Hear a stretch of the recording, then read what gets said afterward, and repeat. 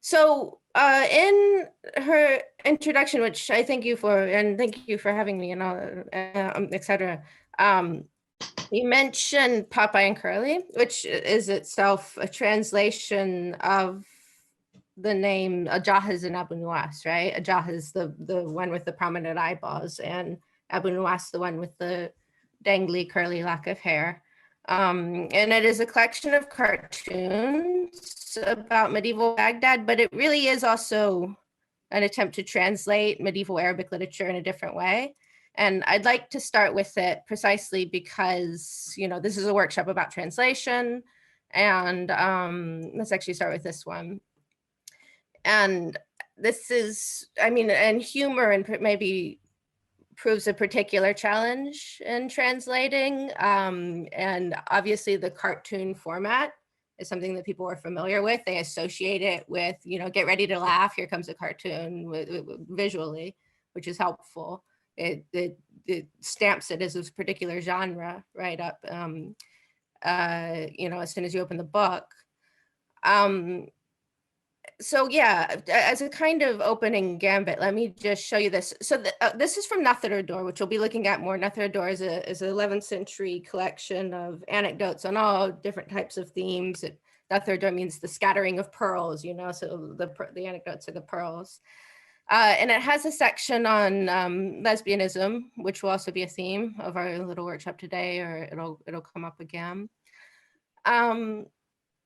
Maybe you could quickly read the Arabic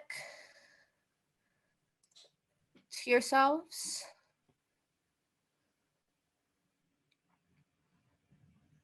I think it's nice to hear it. Well, Wen-chin, you be our Arabic reader, so I can spare you my heavily American accented Arabic.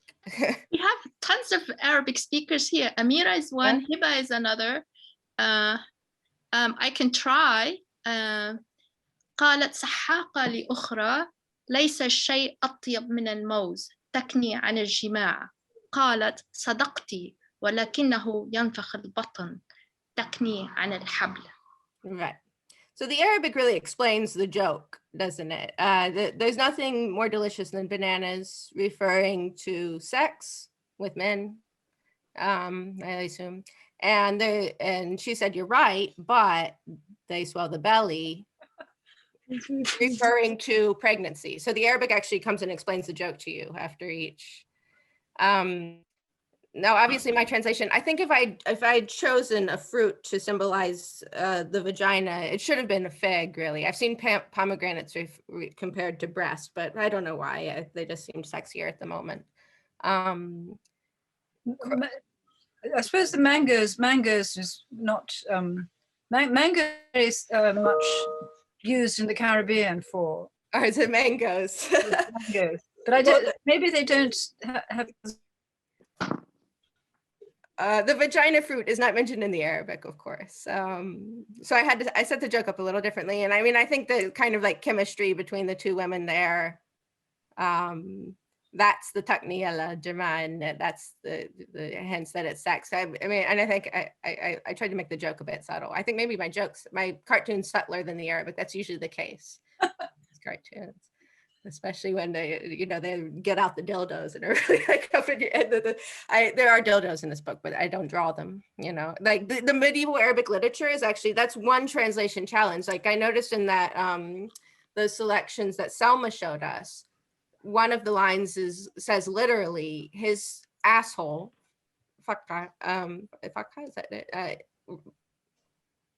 thundered without rain.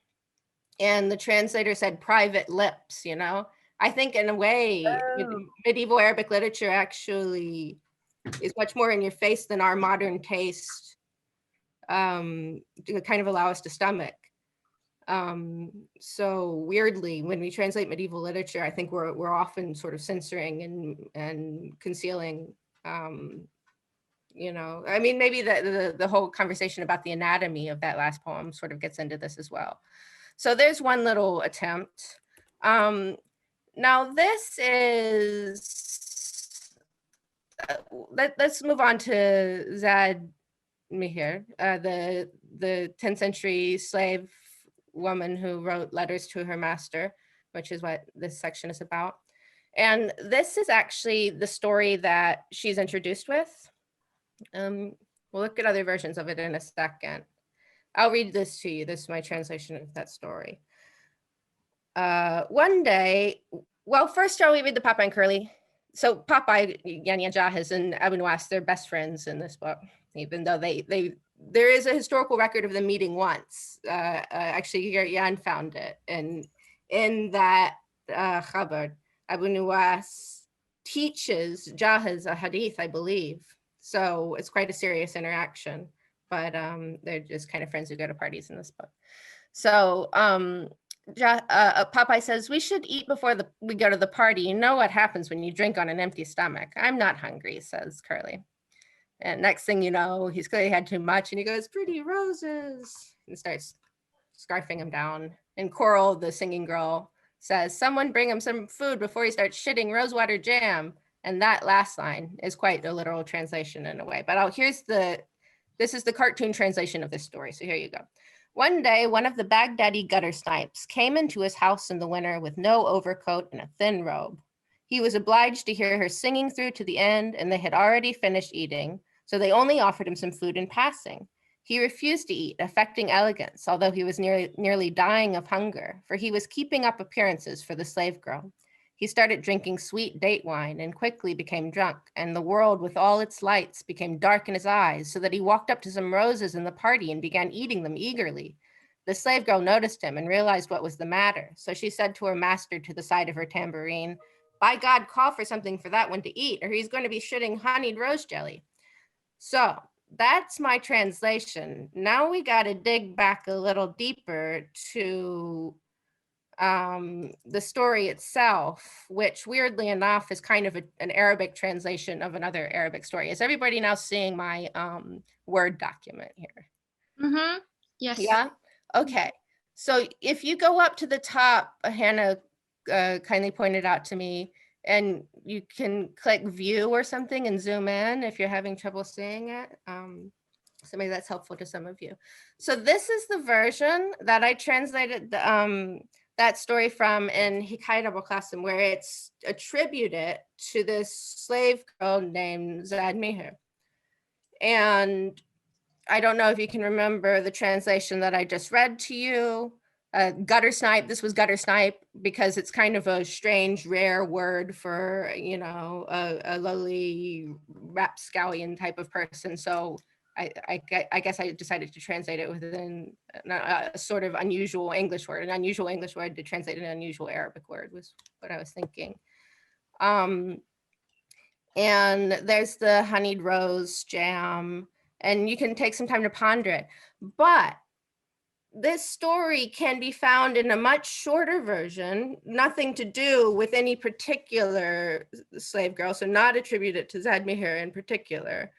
And I believe it's Basara wa Dahar in Tahiti anyway, which, I mean, I think it's reasonable to believe, as we'll see again, that the Ḥikāyat took anecdotes and adapted them to its own literary style, and in some cases expanded them, because it tells a single story. It's a single story of a party crasher spending one day in a party, and the whole thing has one literary style. So it's not a collection of akhbar like most medieval Arabic literature. And for that reason, it has adapted these little anecdotes into its style. So if you'd like to take just a couple seconds to, oh, would somebody like to read? Should I nominate a reader? Is that, yeah? Who did Hiba? Is that, does anyone know? Firaz? Yeah. Okay. دخل الجماز على صاحب القيام وعنده عشيقته فقال له الرجل أتأكل شيئا؟ قال أكلت فسقاه نبيذ عسل فلما كظه جعل يأكل الوردة كأنه ينتقل به ففطنت الجارية فقالت لمولاها يا مولاي أطعم هذا الرجل شيئا وإلا خرج خراه جلنتين معسل. That's the first part. Shall I continue? Well, that's maybe. Yeah. Should we stop and pause there? I mean, my main point is, can you guys see that this is a much condensed version of the anecdote that we just read? And I mean, you can see it visually as well. My sense is that I mean, I would be willing to believe that there was genuinely a slave girl at a party who made this comment and people thought it was really funny and they repeated it to one another. And the entire anecdote is a frame for her little witty comment. Because I mean, to me, that's what is shared mostly between these two, is this last little line. But you can see even those are somewhat different. And the other thing that you've got to consider, of course, is the editors, you know, and the scribes throughout the centuries. Maybe if they don't know the word for honeyed rose jam, for example, you can see those two words are different. That could be a scribe error. It could be two totally different words for different types of honey rose jam. Who knows, you know? I don't know if anything else is popping out to anyone about it. Oh, one thing that I like about it actually is this verb, yatanakalu. It's actually a tafa'ala. I had to look that up in Hava. That's not in there. And it means to have as dessert. So he said, I've already eaten, you know, lying. And the good thing about the Ḥikāyat Abī is it actually tells you why he lied, because he was trying to act elegant, right? So Tawhidi didn't give you that. He says, I already ate. So they gave him nabid with honey to drink. And when he was, I think that means full, I had to look that word up. He began eating the roses as if having them for dessert, basically. So that's one little fun detail in Tawhidi that gets lost.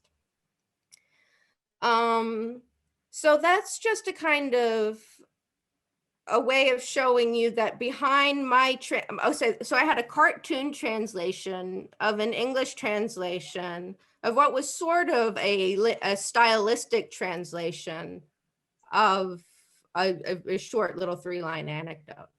So you're seeing we're actually getting layers and layers of translation here. Can I ask something, Emily?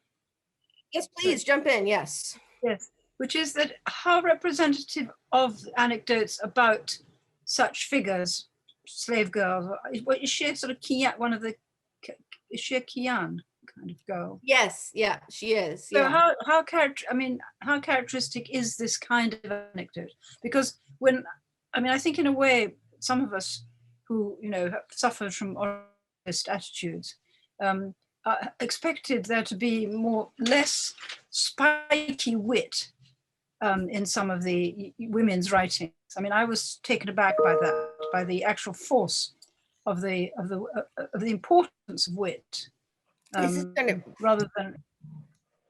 That's a great question, and it's going to be like a huge theme of my public presentation. Which, I mean, I think you see it in that Consorts of the Caliph book that you were describing, that it almost seems like it's some of these women's jobs, and Fadl al-Shaira stands out in particular in this regard, to sit at parties and insult the guests, basically. And sometimes in the form of poems, like they'll recite a poem at her and she'll recite a kind of insulting poem in the same rhyme and meter back at them.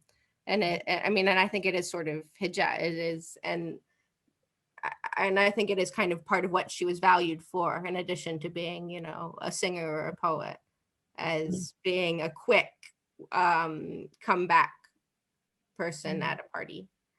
And the fact that this will also, I feel like I'm saying my second lecture first, but I think the fact that this anecdote was attributed to Zād Mihr shows that she was probably someone who was famous for that kind of funny party repartee. So to attribute an anecdote that smacked of that kind of feeling to her, it's what Ulrich Marzoff calls a crystallization character, except he says it in German. So it's like a Kristallation, you know, a really long German word, but it all means crystallization character. So yeah. No, but she was I think she was a real historical figure. You can find her master, for example, in the biographical dictionaries, and her letters, I think, we're, I mean, as much as we can say with confidence that anybody from 1,000 years ago really wrote this letter, were really written by her. But again, the version that I first found them in the Ḥikāyat, were adapted very much to fit the style of the Ḥikāyat. And it was only recently reading with Pernilla, Marina, and Marley Hammond, the letters in Nathr Ador, which is a roughly contemporary, but maybe a little bit earlier version of the letters. You can see they've been changed quite a lot. So that's kind of what I want to look at now. And I'll try to stop talking so much. Oh, sorry. Yes, please. I'm talking too much. Go ahead, Amir. The letter that you sent us, Yes. that's really fascinating. I mean, for me, that cannot be but an original. I mean, it brings to mind something very modern and something very kind of old at the same time. Like I recognize the stereotype of a certain kind of women's humor from our parts of the world. And yeah, but you know, I wanted to say that this skill, like till my father's generation, that skill, that being able to answer and answer fast and answer witty and answer in the same meter, I still recall that being done in my family when we went to see people in the desert in the 60s.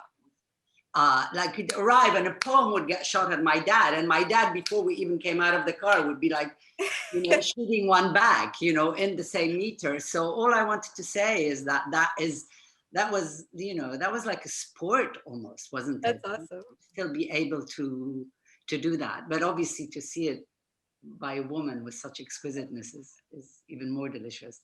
It is, yeah. I mean, I know there's a book called the Eloquence of Women, but Balaghat Nisa, is that it? Wen-chin, is that, did I say right? Balaghat Nisa, yeah.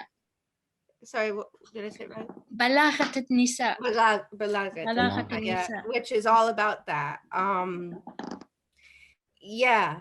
Right. And there's some really good examples in the Concerts of the Caliph as well, which is a good place to start because it has the translation facing as well, which is helpful. Nice. But I always compare it to rap battles when I'm teaching my, you know, English speaking students who maybe aren't as familiar with it, because I think rap battles sometimes they also use the same rhyme and meter, don't they? So Yes, absolutely. Very similar indeed. There was a tradition called flighting. Perhaps it still goes on in Scotland. There were public justs. So early Renaissance Scotland, early modern, public justs between poets, and they had to, you know, they would be their patron would be ashamed if they didn't succeed. So there was a real, you know, you had to shine. that's funny. I mean, I feel like this also kind of raises another kind of method of translation, which is cultural translation, to explain one cultural practice by referring to another. And you could maybe even use some of those, you know, a trope from flighting or from rap battles and translating the poem. So that could be one choice you could make, I guess. Let me just show you a couple little lines from the letters in Ḥikāyat Abī as compared to Nathr Ador, which I regard Nathr Ador as being the probably the more original form of the letters. And a big reason that I feel that way is because of this this concept called lectio difficilior potior, which means the more, if I even said that right, but which means the more difficult reading is the more likely one, simply because a scribe is less likely to change a word he does recognize into one that he doesn't than the other way around. And the Nathr Ador is a little more obscure. So although Ḥikāyat Abī is hardly an easy book to read, no one would say that. It makes sense sometimes where Nathr Ador doesn't. And I feel like somehow some jokes, probably idioms really particular to her time and place, slang words, for example, have been lost since she wrote these letters, and were lost already, you know, by the time the author of Ḥikāyat Abī got them. So, you know, probably just 100 years after. And you can see him cleaning up things. The other thing that you can see him do is inserting rhymed prose, so little rhymed words. It's not metered, so it's not poetry, but little rhymed words where there weren't any. So anyone want to read this line in Arabic?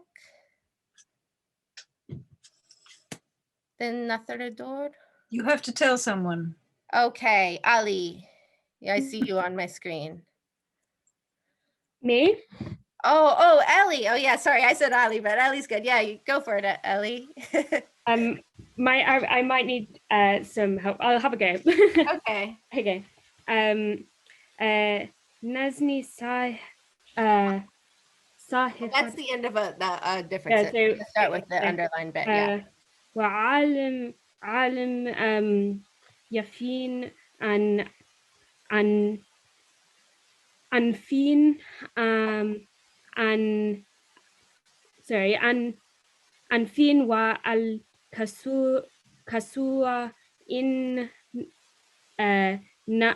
sorry, it's a little unclear on me. In نخرت تأخرت. تأخرت, sorry. That's all right. The dots aren't very clear, are they? عني خرجت خرجت, sorry. That's all right. خرجت وخنيت وكنت بطني عشرتي معي. Good going. Yeah. This it's not easy, is it? But I'll translate it quickly from the Nathar version. So alim el yakin. Yeah. So know with certain knowledge that nafaka yani Alimony, I think. yeah, like money to get by with, like enough money to, and kiswa is a robe, I do believe, or clothing. Kaswa in our culture is it's to cover, and a kaswa is usually you give it to as well poor people or other family members. So you say we have to give the kaswa to that family, means covering them, mean clothes to cover them.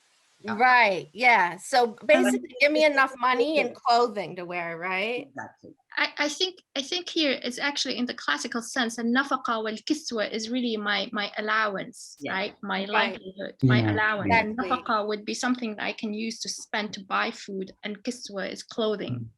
Mhm. It's quite specific in that sense Yeah, as well. it's very something- specific. Yeah. Yeah. So it's like something like bread and board or something, you know. Yeah. just- So it's more like, you know, where is my income this month, right? Where is my allowance this month? You're supposed to give me a monthly allowance or weekly allowance, but where is it? Yeah. Yeah. And it tends to be like a defined amount Yeah, as yeah. well. It tends to be quite Yeah, defined. it's like in the zakah. Nafqa and kiswa are part of something that you can give a zakah in nafqa and kiswa as opposed to money. So it's a very specific. Yeah.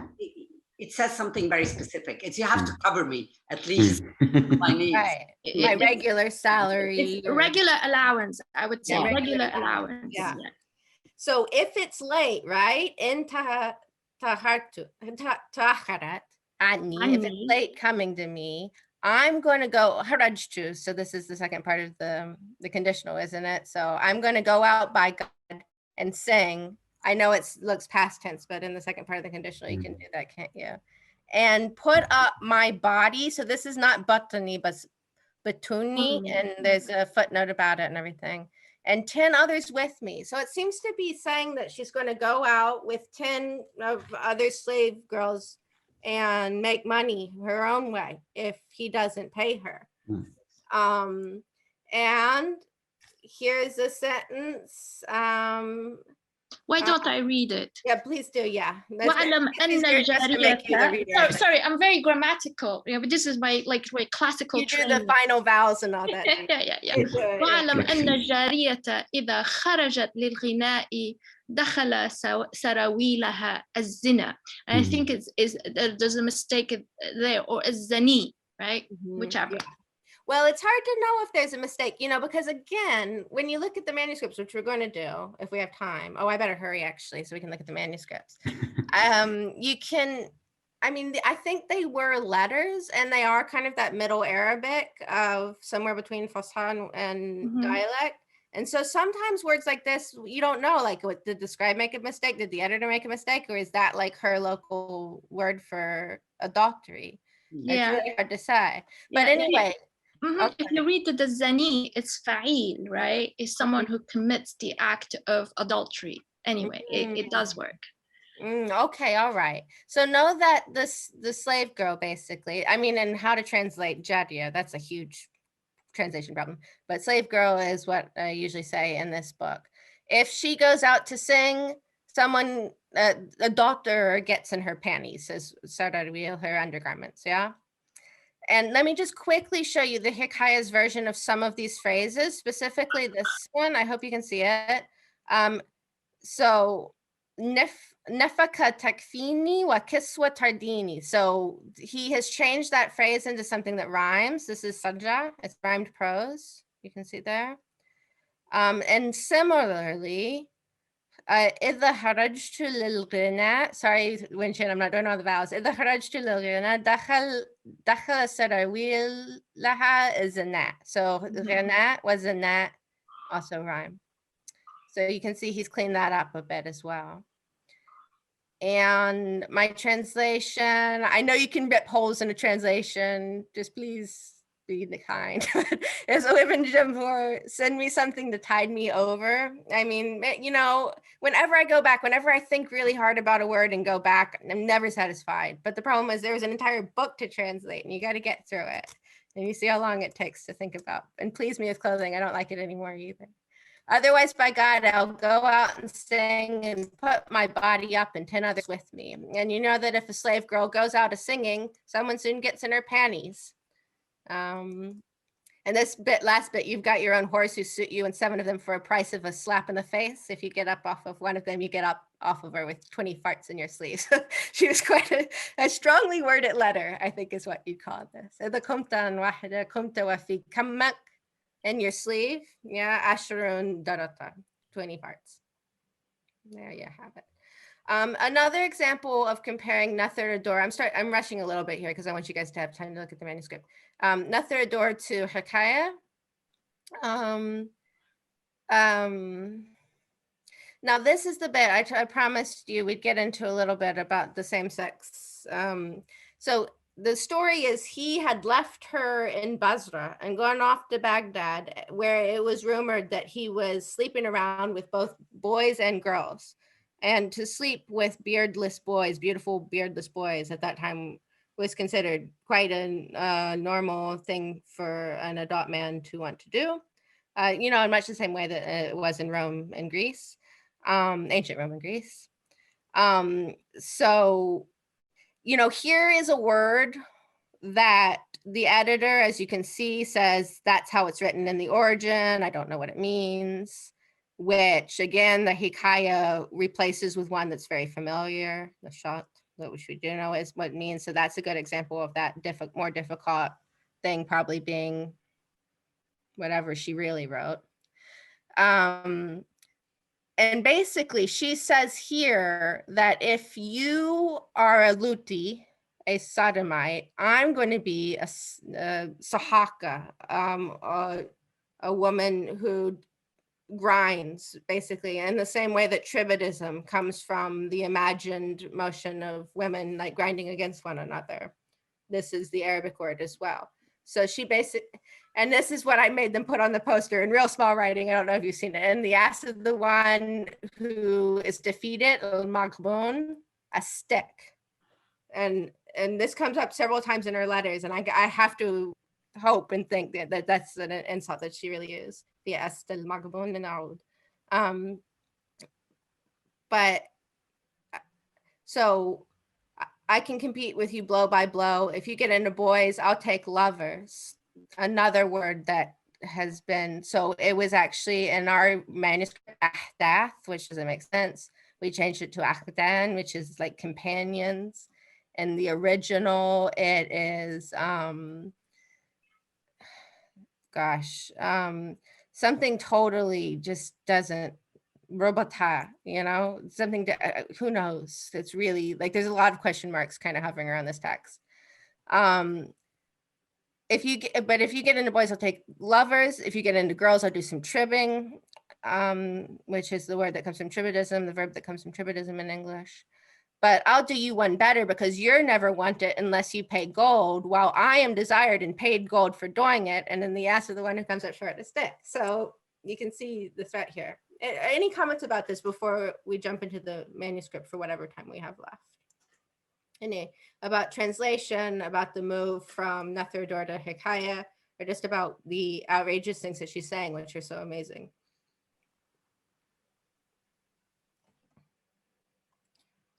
What happens in Arabic dictionaries with these puzzling words? Are they included with because in the OED, there are words that are, you know, lost, or hapax legomena, that are sort of single words that occur in some writer, but they're sort of catalogued so that they don't disappear.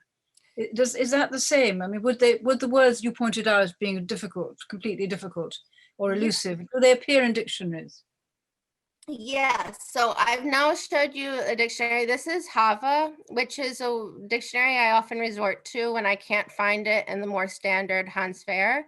And I was just confirming to myself what Wen-chin was saying, that Rahaza has the meaning of movement. And Wen-chin, I don't know what dictionary you were looking at. Was it Lane or actually, do you know the Arabic dictionary online, al-Bahith al-Arabi? You sort of, yes, I do. Yes, and it has, yeah. What it does, it gives you all the classical dictionary meanings, right? Organized for you. But some of the Marina, some of the sort of like, how shall I say it? So pre-grammaticalized words, right? That's number one. And the other one is really the local variations of some words. Some of these do not necessarily appear in our dictionaries, right? Even from the very classical period. So a famous one, 13th century, Lisan al-Arab. I mean, it's very good, very diverse, but it doesn't collect a lot of the local variations or foreign words. And there's so many. And I am not finding Rahaza, and you know, I'm not even finding Rahaza and Lane, which is famously enormous, and a translation of what is it? Which dictionary is it a translation of? A massive classical dictionary. So you know, there's these more rare words you've got to dig, and if you can't find it in any of the dictionaries, then you go search it in databases like Ouyang can help you can find it in other contexts. And but in my limited experience of Lisan al-Arab, some words were not going to get properly mentioned, but they will be in the Faharis, which is really quite amazing. So Lisan al-Arab, the same dictionary that we were just referring to, has 3 or 4 volumes that just bring all the places that this word was mentioned.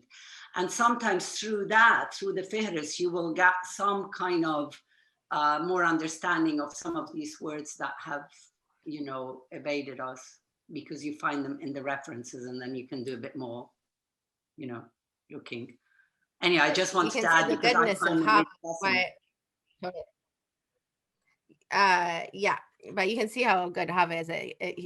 Unlike any of the other Arabic to English dictionaries, he actually had it, didn't he? So that's why I often go to him first before I start digging in the Bahith, which is also. What's this one that you're showing us? Hava. Oh, so this is the website Edgetal brings together a number of dictionaries, and I love it. I use it all the time. So this dictionary is the Lisan al-Arab.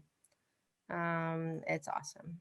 Now here we have, I'm not sure how much experience you all have with manuscripts, but I thought it might be fun for you to try out a little editing on your own. This is 2 versions of Nathar Dor, and the only manuscript that currently exists in the world of Ḥikāyat Abī. It's in the British Library, an Unicum manuscript of the same line. And I've marked it where it happens in Nathar Dor. It starts right at the beginning and actually magically ends at the end in Ḥikāyat Abī. So how about you all have I mean, I know 5 minutes isn't enough, but maybe 5 minutes to try to transcribe and insofar as possible translate and note differences, most especially between the Ḥikāyat and Nathar ad-Dawr, because there are two key differences in there. Sound good? Should we technically have 3 minutes left, so we should. Would anybody like to, first of all, offer a translation of, let's say, the Nathar ad-Dawr version, or of the entire sentiment being expressed? Pop your hand up if you don't Or want to shout unmute your out. microphone, yeah, or whatever, yeah. In the chat. Raise your hand. Yeah, and then pop your mic.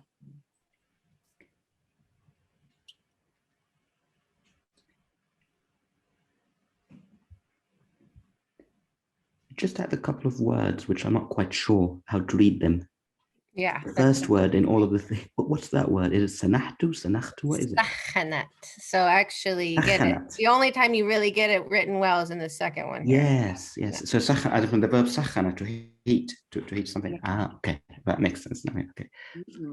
Doesn't make sense. Sakhana aynaik is insult that you get like 100 times in this book, and it means may your eyes be heated up. Be heated up, yeah, weeping yeah. and all that sort of stuff.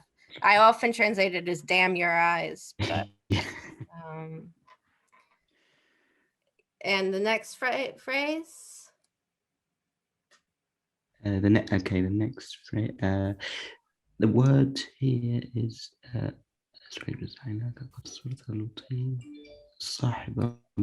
Murdan. Is it Murdan? Mushtan? Yep. Murdan. Is that the plural of like married? No, you're thinking of the jinn. No, this is a word for a beardless boy. From Persian. Okay. Farsi. Okay. Marina. So Ḥikāyat actually kind of gives you another hint here. It says Ghilman wa Murdan. Ghilman, yes, I got that one, yeah. Right, Ghilman, yeah. So it's just a synonym, really. صح Ghilman wa Murdan. Okay, so Murdan is a synonym. أعوذ بالله من البطران الحايك إذا شبع سم. And then the last word, please. سمى بنته. Is it نخلة or نحلة? Now this, again, I had to go to my friend Hava. And I do believe that this is what he was after, dowry or gift, basically something like that. But you can see again, the Ḥikāyat stepped in and replaced that with an interesting, a simpler word, malaka, queen. So this is an example where not only were you confused, this 11th century, probably actually this manuscript's probably from the 13th century, the scribe or the author of the Ḥikāyat, one of the two of them was also confused and replaced it with a simpler word. And it's like a very different word as well. I think it's the queen bee. So is that what you think? The queen bee. Yeah, that's how I feel. It's nahlatan, yani the queen bee. So to elevate the bee into the queen. I think he used. I like that. I don't know what it means in Nathar ad-Dawr, so you might totally be right, because it's clearly like a saying. If the weaver. Yeah. So in the Ḥikāyats, if the weaver has a full belly, he calls his daughter a princess. And the Nathar ad-Dawr, it's if the weaver is wanton, he calls his daughter the queen bee. Who knows? It's clearly like this is like a 10th century saying. Always someone who works quite fast and quite intense. And quite, maybe. So I feel that he just wanted to elevate that expression into like. That's how I instinctively feel it. But I'm not quite sure. But you could be totally right. The problem is that this is obviously an idiomatic phrase from 1,000 years ago that we no longer know what it means. Is basically what it comes down to. We sometimes don't know what it means, but we feel what it means. So yeah, we work with that. and it's also interesting to see how it was changed in the Ḥikāyat. And the fact that they felt the need to change it, because that says to me, whenever I'm confused, I often find the scribes writing different variations as well, which says to me, well, they were also confused, which is actually comforting because it means I'm not the only one who doesn't get it, like the actual scribes, but bottom line, burn your eyes. You've become a Luti. so this is, you know, Agarist or a homo sodomite. Yeah, a master friend of boys and beardless boys. I seek refuge from God, from those wantonness. Yeah. Companion. I think you've become a homosexual who keeps company with young boys and beardless men, something like this, right? Yeah. But I'm actually fascinated also by the very different sort of rendition of it in the l-Qāsim Ḥikāyat. If you look at the end here, I mean, in the two original texts, وَلَأَنَ الْحَيْكَ إِذَا بَطِرَ سَمَّى بِنْتَهُ نَحْلَ أو نَخْلَ, and then also بَطِرَ, but here it's replaced by shabi'a, which is the opposite of batira. That's a very interesting. Right. So I think I translated that as the weaver if his belly's full. So weavers are often really lowly professions in medieval Arabic literature because they work with their hands, they're made fun of. So to me, it was saying his belly's full. Now he thinks his daughter's a princess, you know? But honestly, like that, the Ḥikāyat version made more sense to me again than the Nathar version, which for the same reason that I've stated, makes me think that the Nathar version is the real version. Because it's more difficult, but yeah. The conditional actually means the exact opposite thing, because batira is the opposite of shabiha, or, you know, somebody. Yeah. Oh, I mean, when you become batran, you become someone who's not, you know, who just has too much. And whatever they have, whatever you have, you know, I mean, you could just choose to like get rid of it, or choose to not to use it in a way that other people who might need it actually would appreciate it better. I can't think of one English word that would bring that. Is that Sorry, say that again. Does spendthrift mean that in English? Like you just kind of. Batran is still used actually, even like in colloquial Arabic, it's still also used. Batran is not it. I mean, to be called Batran is to be someone who's got a lot of pretty much everything, but also who's not quite happy with it, or who's not actually, who doesn't appreciate the meaning of having things, and acts in a way that, okay, well, I may have everything, but you know, but hey ho, kind of thing. Whereas shabi'a is to be sated, to be satisfied, is to, and it's the, I mean, it's a really interesting kind of rendition there, because it changes the meaning. No, I think that, I mean, yeah, boy, that's a mystery there, isn't it? But I think it's a typical nouveau riche kind of, like someone saying about their nouveau riche. I mean, she's basically saying, for me, it's just all she's saying, well, you know, you get a bit conceited, you just get a little bit of something, you get conceited, and you instantly think your daughter is the queen bee, you know? I mean, for me, it's still today, you'd still say that, but obviously it's a different way, you know? He just got his first job, and now he thinks he's like, you know, that kind of vibe for me, and it's not. Well, you know, that's the great thing about, and I feel like it proves Selma's point about the ideas are the same, and you know that despite all the veils over this language and not being able to get quite what she's saying, like I feel like you can feel it. You feel her mood and the joke and why it's funny, and I mean, so much has been lost, but so much is still just very relatable, which is really fun when you're as a translator to feel like you're relating to the person who wrote the original text, even though they lived a long time ago. I think we should probably call a halt, because you have to do another hour. It's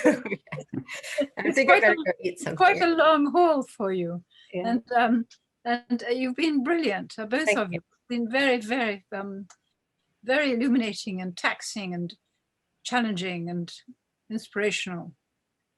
Thank you so much for inviting me to participate in this series. We're looking forward to hearing you and Selma, and also Samira de Grouche and Marilyn Hacker and Hanan Al-Sheikh will be reading in different media later in the public. I've just popped the I think quite a lot of you have signed up to the event, but if you haven't, then it's in the chat. Yeah, that would be wonderful. And thank you to everyone for coming. And I've learned a lot and I've really enjoyed it. And also, if anyone is in London and they want to come to the actual physical launch, which is going to be in Rich Mix on the 15th of July as part of the Shabbat Festival, please do come. It's going to be... Let me pop that in the chat. Yeah, so you have to, there are tickets on Eventbrite and stuff, but it's the Shabbat Festival. I don't know if you know, it's sort of, it's art and music, it's biannual, and I think we'll all be very much looking forward to sort of seeing each other in person. Yeah. Yay! So it'd be wonderful if if you could come to that. And thank you, Marina, for all the inspiration, and Wen-chin over the years through these translation workshops. It makes me wish I was 20 again to go and do an Arabic degree. But yeah, and see you all later on. And thank you, Hannah, for the organisation and everyone for their contributions.